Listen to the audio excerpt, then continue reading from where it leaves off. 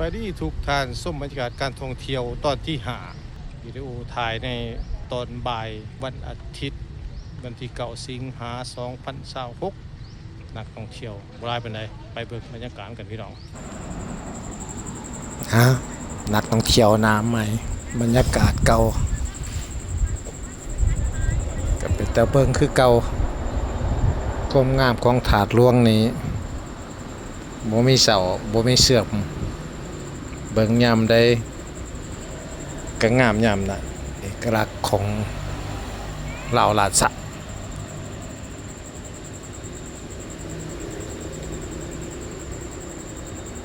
สมัยที่พระท่านได้ท่าสีเหลืองสีค่ำทั้งหมดถาดนี่ก็แม่นส่วนเทิงเป็นสีขาวเนาะสีขาวแล้วก็มีการสีค่ำแล้วก็สีขาวฐานลมแน่เนาะมีได้หยาหนึ่งแต่ว่ามีสีค่ำแต่หยาถึงหยาลมเป็นสีขาวเนาะต่อมาก็ใส่สีค่ำเบิดป่ะนี่สวยงาม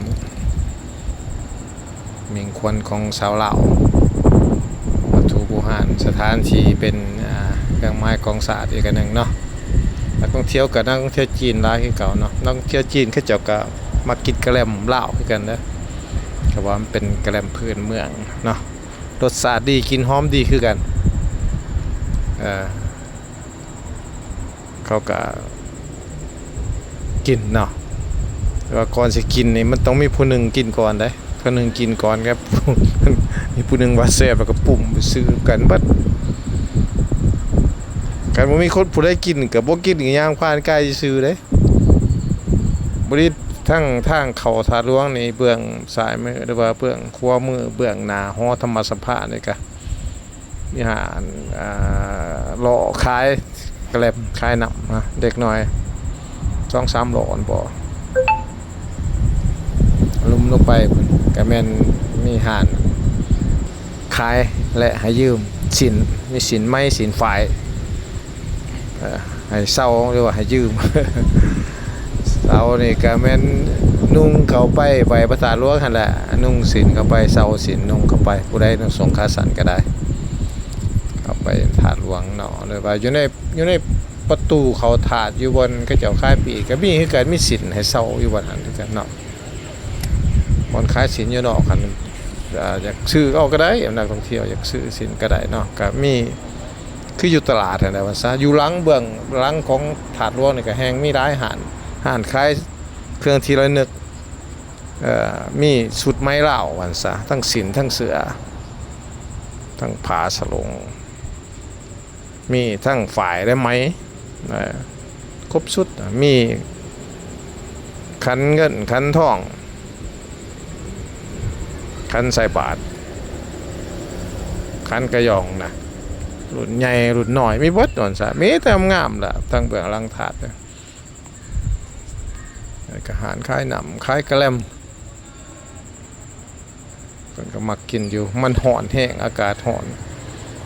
ขันยามหนาวเลยกับปันไดเนาะแดดห่อนเนาะคือเดี๋ยวนี้ก็กินหลายนะผู้ใดก็ย่างผ่านก็ซื้อกิน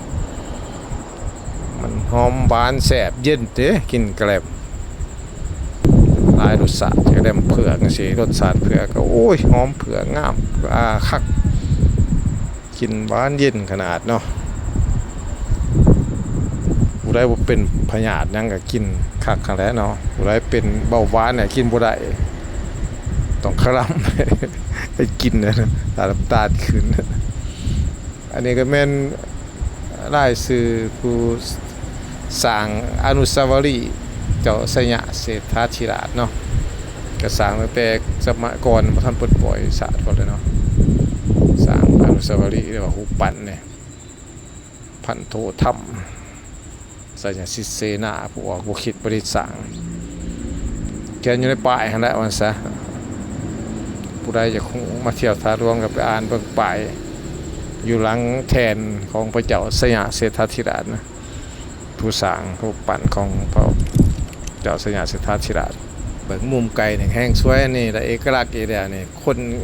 กลางกันทมยางผ่านหน้าถาดหลวงนี่ก็ ภาพถ่ายฐานหลวงทุกภาพเกือบว่าทุกภาพต้องมีคนยางกังกันทมยางผ่านฐานหลวงแต่ก็มีกุกตาลนะเอกลักษณ์แท้ๆของฐานหลวง